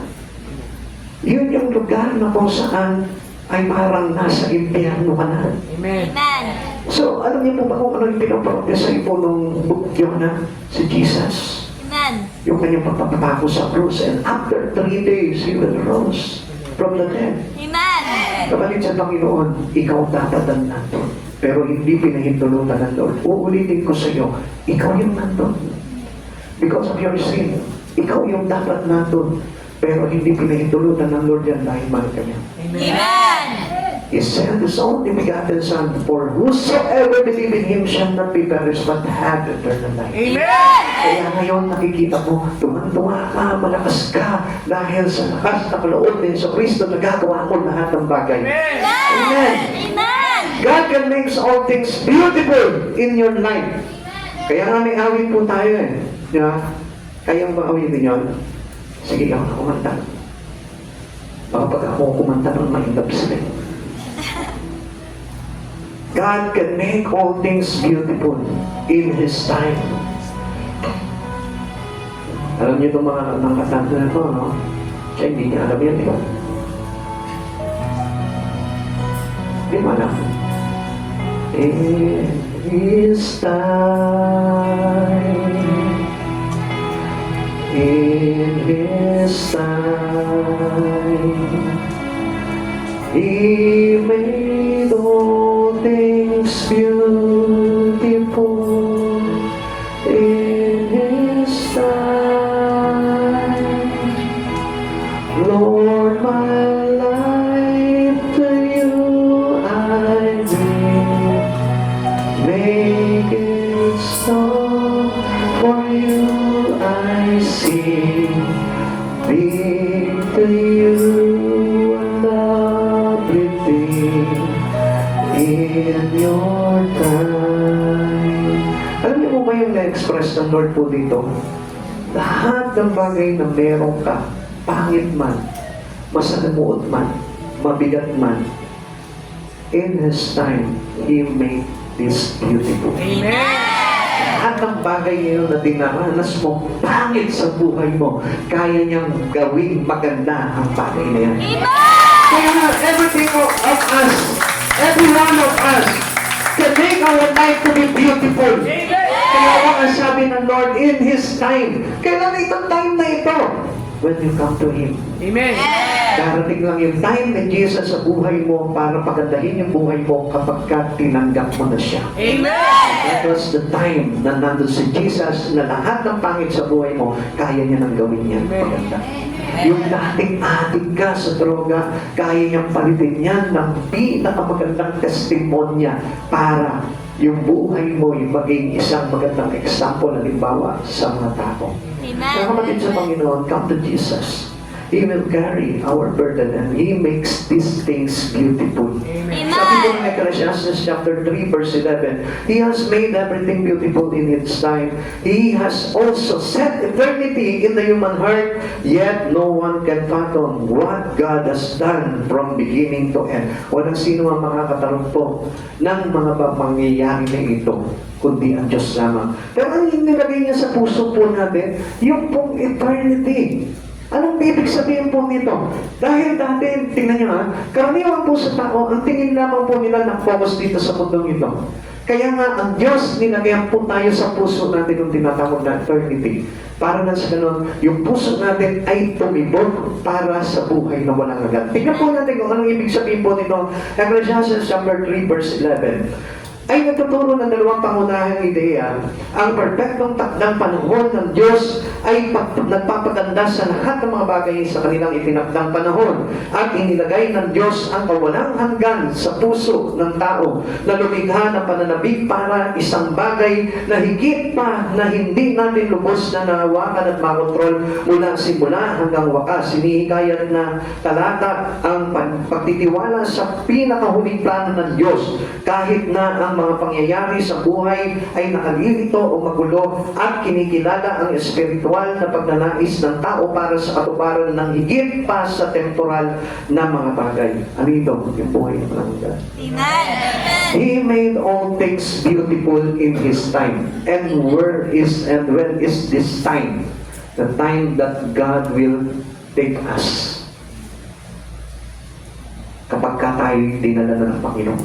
Amen. Lahat ng bagay dito is temporal. Lahat ng bagay dito, masakit man, pangit man, lahat yun, kapag ka tayo lumapit at nagkaroon ng tibok ang puso natin sa mga bagay kay Kristo, I tell you, doon mo mararanasan ang pinakamagagandang bagay na ginawa sa buhay mo ng Panginoon. Amen. Kailangan po natin, Amen. lahat ng pangyayari dito sa buhay na ito, pangit. Kahit sabihin mo, wow, ang ganda ng bahay ko, pangit pa rin yan kung wala si Kristo. Kung hindi na ilagay sa puso mo yung tinatawag na eternity, yung buhay na walang hanggan. Kaya kapatid sa Panginoon, nandito ka ngayon, it's not because you wanted to go in church. Hindi po yun ang dahilan nun. Dahil nilagyan ka dito sa puso mo ng bagay na walang hanggan. At yun po yung pinakamagandang bagay na inilalaan sa atin ng Panginoon. Number 3, God takes our burden and give us blessing. Kinuha niya na yung kabigatan mo, pinagpala ka pa ng Panginoon. At yun po yung pagpapala ng Panginoon sa atin. He will never let the righteous be shaken. Sabi niya yung mga matutuwid, hindi niya kailanman bibiguin yan. There's certain security. Ang pinapakita po sa atin ng Panginoon po dito, yung tiyak na pag-iingat sa atin ng Panginoon, tiyak na kaligtasan. Amen. Tiyak ng Diyos na ito, na ang mga matutuwid na lumalapit sa Kanya, nagbibigay ng buhay sa Kanya, ay ililigtas niya pagdating ng araw. Amen. Kaya nga, alam niyo, yun po yung dapat sinisika po natin eh. To get ready with the coming of Christ. Amen. Para tayo masama po tayo sa rapture, ito po yung dapat ng pagsikapan po natin. Ano po yun? Yung pagiging patuwid. Amen. Yung tayo po lumalakad sa patuwid na pamumuhay. Yung tayo po mismo nagpapalinis sa Panginoon. Yung tayo po mismo lumalakad sa pamumuhay na banal. Amen. So dapat po iwasan po natin na ang tao'y nabubuhay lamang po sa pera. Nabubuhay lamang po sa karangyaan ng mundo. Nabubuhay lamang po sa mga bagay na temporary lamang po. Ito yung maglalagay sa atin para mapahamak po tayo. Isipin mo, nilagay mo sa puso mo yung bagay na eternal. Yung mga bagay na maglalagay sa atin sa buhay na walang hanggan. Kaya natin iniisip yun. Tuwing araw lang ng linggo. Tuwing araw lang ng Miyerkules. Gusto ng Panginoon for the rest of your life, yung pamumuhay mo, nagtatrabaho ka man, nag-aaral ka man, dapat ang nasa puso mo, yung eternal na bagay. Kapagkat nandun lahat ng magagandang bagay, walang pagtangis, walang pagluha, walang karamdaman, walang kagutuman, walang panghihina, walang kabigatan, lahat ng magagandang bagay na mangyayari sa buhay mo ay nandun. Amen. This is demonstrated in the cross and resurrection. The dying dead trade his down for faith, hell for heaven. Tingnan niyo po ito. Minsan niya lang nakilala si Yesu Cristo pero na-save siya. Bakit? Pinalitan yung kanyang pag-aalinlangan ng kanyang pananampalataya. The cross proves God's all-sufficient love. Ito po, pag nakikita po natin yung cross na ito, hindi po ba ito nagsisimbolo po sa atin ng pag-ibig ni Kristo? Amen. Hindi naman po siya nagpapako sa krus para sumikat eh. Nagpapako siya sa krus para tayo po ay maligtas. Amen. The resurrection proves God's all-sufficient power. Kaya wala na po tayo dapat na ipag-alinlangan pa. Yung pong resurrections of Christ, nagpapatunay na tayo po, ang Diyos ay sapat na yung kapangyarihang ibinuhos niya sa atin. Amen. Amen. So wala na po tayo tawag po dito, naku, baka ganito, baka ganyan, baka ganyan. Alam niyo, ang dami po supantahan ng tao sa kanyang isipan. Na baka siya mahirapan, baka po siya mabigo sa lahat ng mga bagay na ito.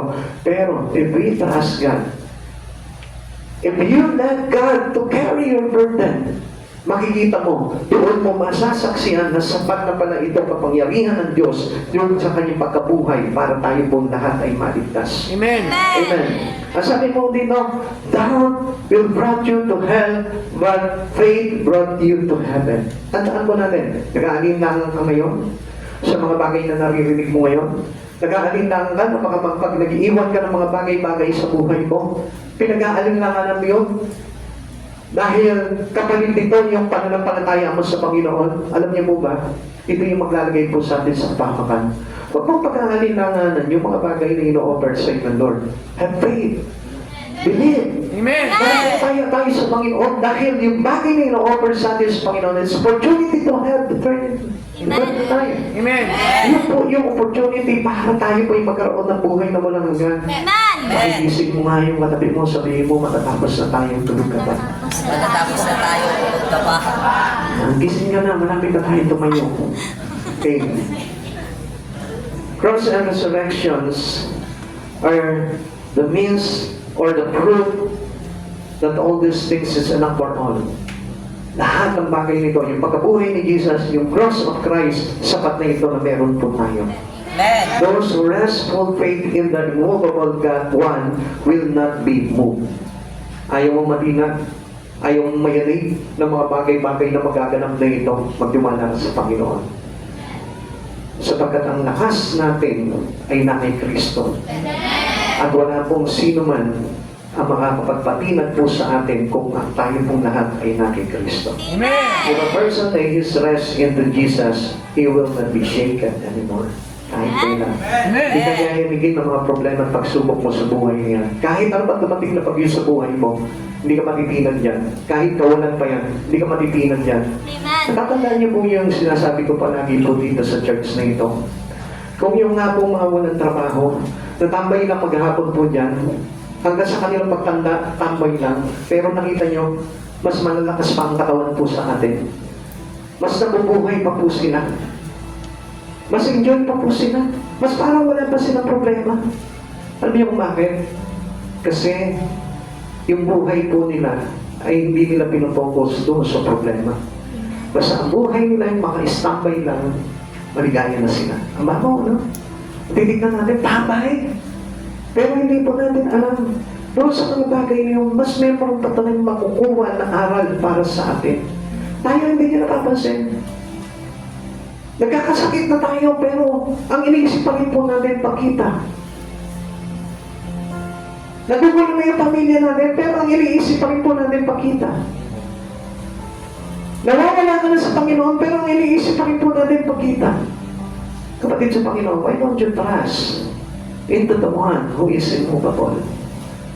Para na sa ganun, makita mo na ang buhay mo secured. That you have a certain security someday na matitiyak mo pag bumalik man any moment ang Lord kasama kanyang may rapture. Amen. Kaya sa panahon ngayon, sa oras na ito, you make sure na masama ka sa rapture. Kung let's say, yung isang bagay lamang na hinihingi sa iyo ng Panginoon, hindi mo magawa sa Kanya. Yung isang bagay lamang na pinababago sa iyo ng Panginoon, hindi mo magawa kang baguhin. Alam niyo po ba, ito na yung panahon na dapat po talaga inihahanda natin ang buhay natin. Para hindi po tayo matinag. At lagi mong tatandaan, wala kang dapat ikitakot kung si Yesu Kristo ang lagi mong kasama sa buhay mo. Awit 16 verse 8. Alam kong kasama ko siya sa tuwi na hindi ako matitinag pagkat kapiling ko siya. Bakit ka natatakot? Bakit ka natatakot kung may hirap ka man? Bakit ka natatakot kung may mga pagsubok ka sa buhay? Sinasabi mo na may pananampalataya ka sa Panginoon, bakit takot ka? Bakit nanghihinayang ka sa mga bagay na mawawala sa iyo sa mundong ito?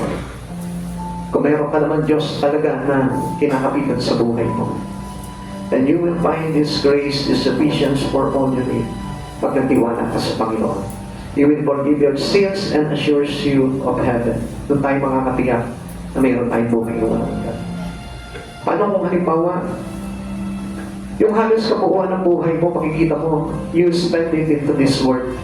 Dito mo lang inilalagak, dito mo lang inuubos sa pundong nito. Wala ka nagagawa for the glory of God. Na hindi mo man lang na-experience na mag-ayos man lang ng kortina sa church. Na hindi mo man lang na-experience na mag-ayos ka ng upuan sa church.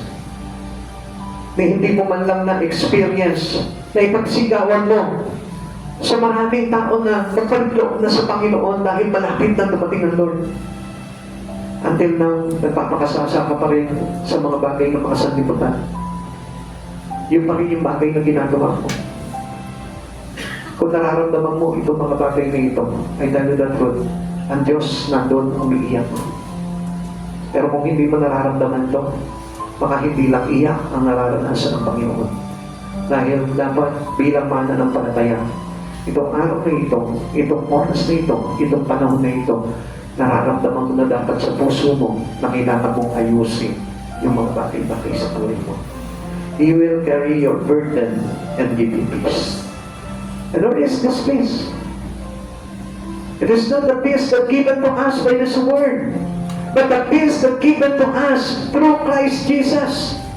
Yun yung kailangan po natin, kapatid.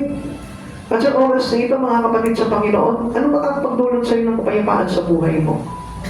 Gusto kong malaman mo sa oras na ito, kung talaga sa Diyos ka, hindi mo ba nararamdaman na sinasabi na sa iyo ng Panginoon, anak, ayusin mo na yung kalagayan mo.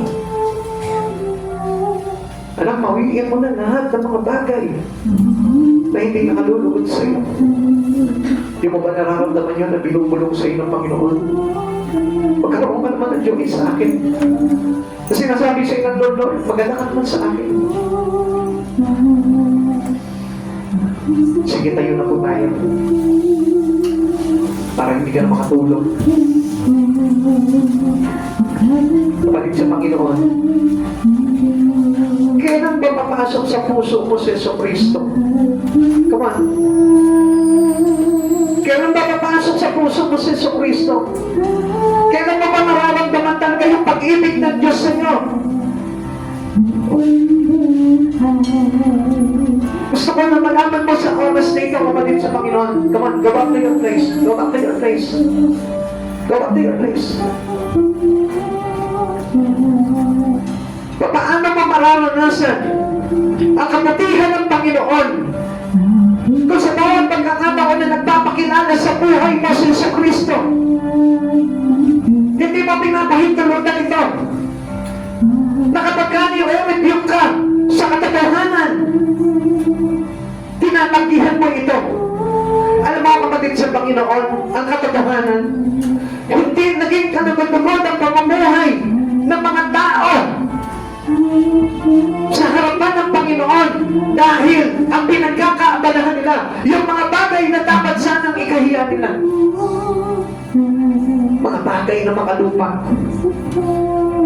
Pero yung kayong ikinagagalak natin. Pero pagdating sa mga bagay na binubuksan sa iyo ng Panginoong Jesucristo, na hindi man lamang masagi yung puso mo na magkaroon ng kagalakan, paano mo matitiyak na pagbabalik ng Panginoon? Ikaw mismo ay mapapabilang sa kanyang ipapanig doon sa kanyang kaharian. Kapatid sa Panginoon, bakit hindi mo ipikit yung iyong mga mata sa oras na ito? Tignan mo at silipin mo yung mga bagay na sinasabi sa iyo ng Panginoon. Alam ko na alam mo yan, kapatid sa Panginoon. Kaya lang kung minsan, kalikasan na ng tao na magkaroon po sila ng tinatawag na stubbornness. Nagiging matigas yung ating puso. Dahil pinipilit natin yung ating kagustuhan lamang na mangyari dito sa mundong ito. Hindi ka ba natatakot, kapatid? Hindi ka ba natatakot? Na sa oras na ito, wala na pala yung iyong pangalan sa aklat ng buhay. Sa pagkatandaan po natin, saan man ipinapahayag ang salita ng Diyos, ang ibig sabihin, nandun ang Diyos. Nandun si Jesucristo. When two or three gathered together in His name, Jesus is not in the middle of us. At sa oras na ito, kapatid, huwag mong isipin na maliwala lamang ang mga bagay na ito na pinapahayag sa atin ng Diyos. Jesus is still to come. Kaya nga sabi niya, every burdens that we have, traded from Him, para na sa ganon, hindi maging mabigat ang pamumuhay mo, para pagpapalik ng Panginoong Jesucristo, may kapayapaan ka sasalubungin at may kagalakan ka sa puso. Nasaan ang kagalakan ng isang mananampalataya? Kung hanggang sa oras na ito, wala kang galak sa puso mo. Nasaan ang kagalakan ng isang mananampalataya? Kung hanggang sa oras na ito, hindi mo nararamdaman ang presensya ng Panginoong Jesucristo. Isip kapatid sa Panginoon. Where is the joy in your heart? Where is Jesus in your heart? Nasaan pa talaga si Jesucristo sa buhay mo? Look at you. Look at us. Tignan mo itong church na ito. Is this church the best example of the one who wait for the coming of Christ? Ito ba yung church na naghihintay ng pagbabalik ni Jesucristo?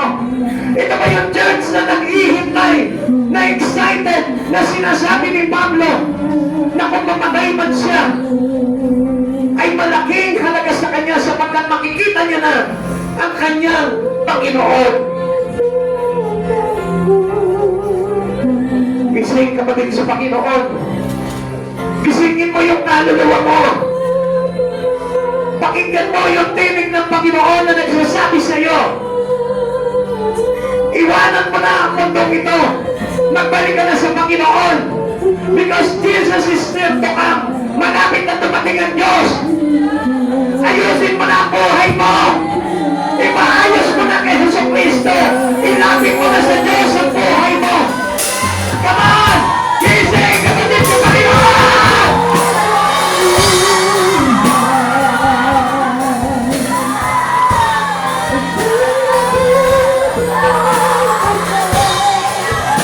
Jesus is rebuking you right now. He will rebuke your spirit. He knows your dryness.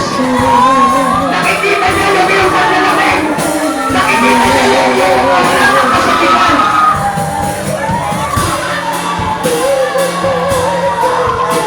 Look at you. Look at you people of God. Look at you people of God. Paano kung ang oras na ito? Tingnan maganap yung pagbabalik ni Jesucristo. Maaaring hindi mo naiintindihan dito mga pangyayari na ito. Maaaring hindi mo alam kung ano yung mga bagay na ipinapahayag ng Diyos. Magbasa ka ng Biblia. Magbasa ka ng salita ng Diyos. Huwag ka mabuhay sa kalayawan ng sanlibutan ito. Do not love this word. Because all the things in the word is not from the Father. Come on, close your eyes. Do not look unto me. Huwag ka mo titignan. Tignan mo habang nakapikit ka sa Jesucristo para makita mo kung ano yung sinasabi niya. Your pride will kill you. Your pride will kill your spirit. Humble yourself before the Lord. Accept the truth in Him. Tanggapin mo yung katotohanan sa Panginoon. Ang lahat ay nagkasala at hindi naging kalugod-lugod kay Jesucristo. Do you think that you are righteous? We are not all righteous. Wala sino man nakaabot sa kaluwalhatian ng Diyos.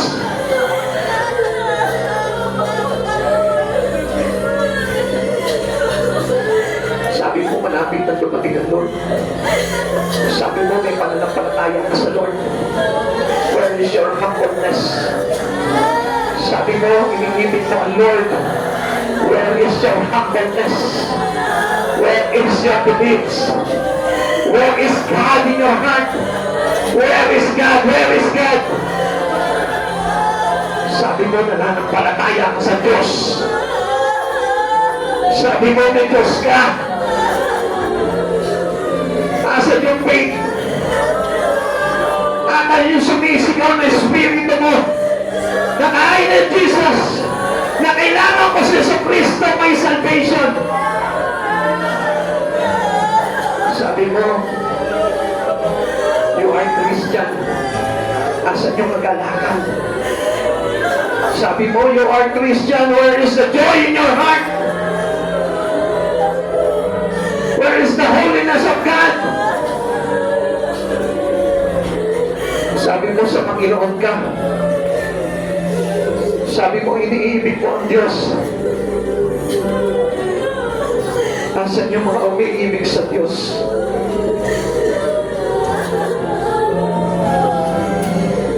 Minsan, sinishare mo pa sa Facebook na mahal mo ang Diyos. Pero hindi mo maihukod yung buhay mo sa Kanya. Hindi mo maipagamit yung buhay mo sa Kanya.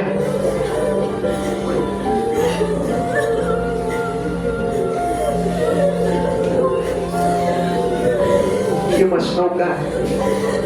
You must know God. You must know God with all your heart. Kailangan makilala mo ng lubusan ang Panginoon. You must know God. Hindi siya isang bagay lamang sa buhay mo, kundi isa sa pinakamahalaga na dapat mayroon ka sa puso mo. Where is God? Where is Jesus in your heart? Nasa si Yesu Cristo sa buhay mo.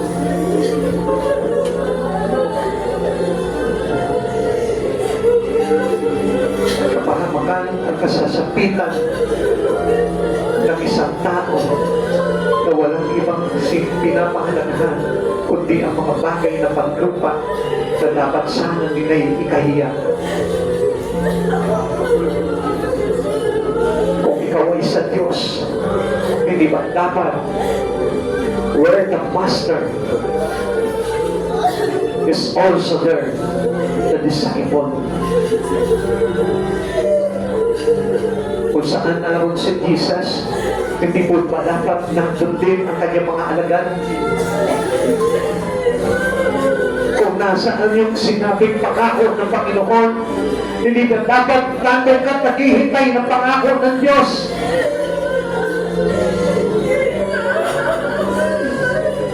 Mapapahama kayo mga naghahangad ng kayamanan ng sanlibutan. Mapapahama kayo na naghahangad ng karikhan ng mundong ito. Because Jesus is all we need. Lumalayo ka sa Panginoon dahil lamang sa kabuhayan mo. Lumalayo ka sa Panginoon dahil lamang sa prinsipyo mo. You must accept the truth and the truth will set you free. Lumapit ka kay Yesu Cristo. Lumapit ka kay Jesus. Lumapit ka sa Kanya. Learn to love this God. Learn to love Jesus. Matutunan mo kung paano ibigin ang Diyos na ito. Katulad ng pag-ibig niya sa atin.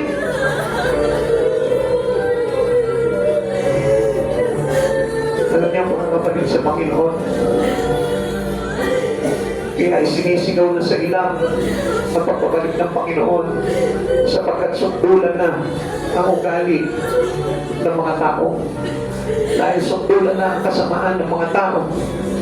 Dahil wala na silang ibang Diyos kundi ang sarili nila. Kaya nalalapit na ang pagbabalik ng Panginoon.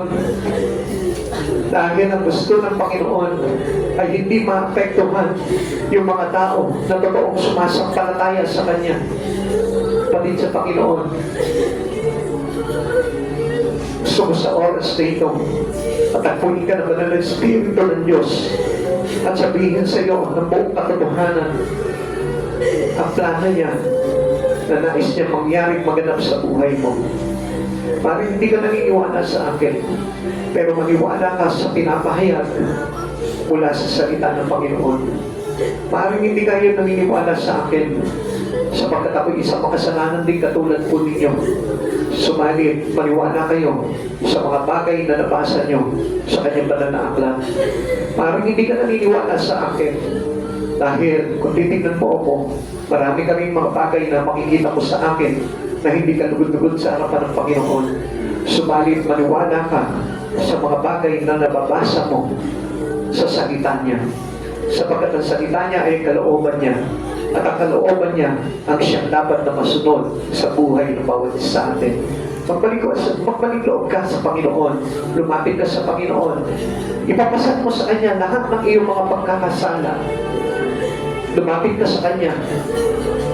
Lumapit ka kay Jesus. Ilagak mo sa Kanya yung buhay mo. Huwag mong panghinayangan kung ano yung bagay na mawawala sa'yo.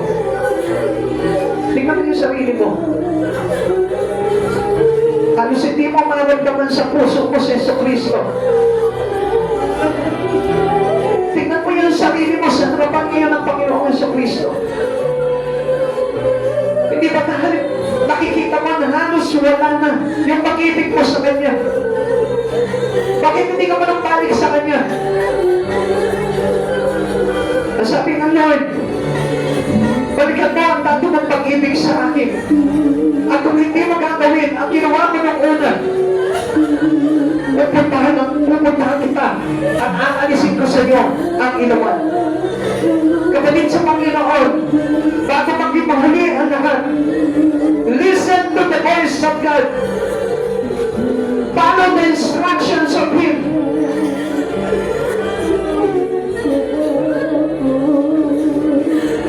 Ano saysay ng iyong pagcha-church? Kung hindi mo kaya tanggapin ang katotohanan,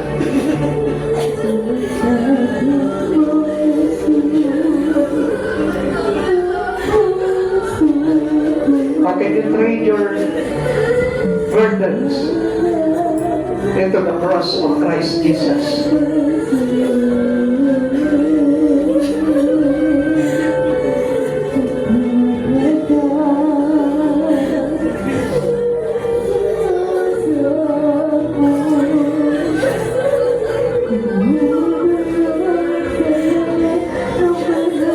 Ask the Lord for His mercy. Ask the Lord to give you an insight of what you need to do in your life. Do not make yourself a self-righteous, because only God is the righteous God, and no one in this earth is righteous. But He made us righteous because of our faith in Him. Submit yourself to the Lord.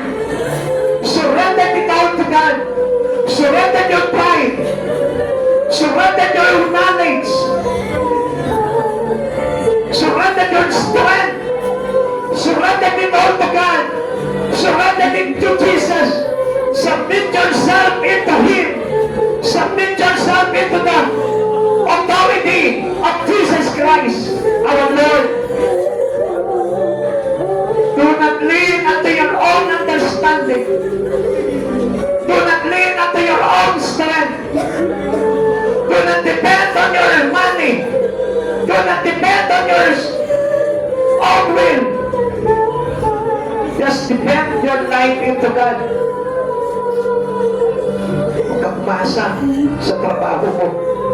Huwag kang umasa sa kabuhayan mo. Huwag kang umasa sa kayamanan mo. Huwag kang umasa sa lakas mo. Huwag kang umasa sa sarili mong karunungan. All these things make you fall. Ang mga bagay na ito maglalagay sa iyo sa pagbagsak. Subalit kung isusuko mo ang buhay mo sa Panginoon, I will tell you right now that God will bring you a victory into your life. Whatever happens to this world, God will set the victory into you. Magtatagumpay ka. Sapagkat ang sino man magsuko at maglagap ng buhay sa ating Panginoon, hindi niya pababayaan. Ang sino man maging matuwid sa harapan ng Panginoon ay hindi niya bibiguin. Where is your humbleness to God? Where is your humbleness to God? Where is your humbleness to God? If you know Jesus, your Master, your Lord, your Savior, your Redeemer, you deserve to be humble yourself.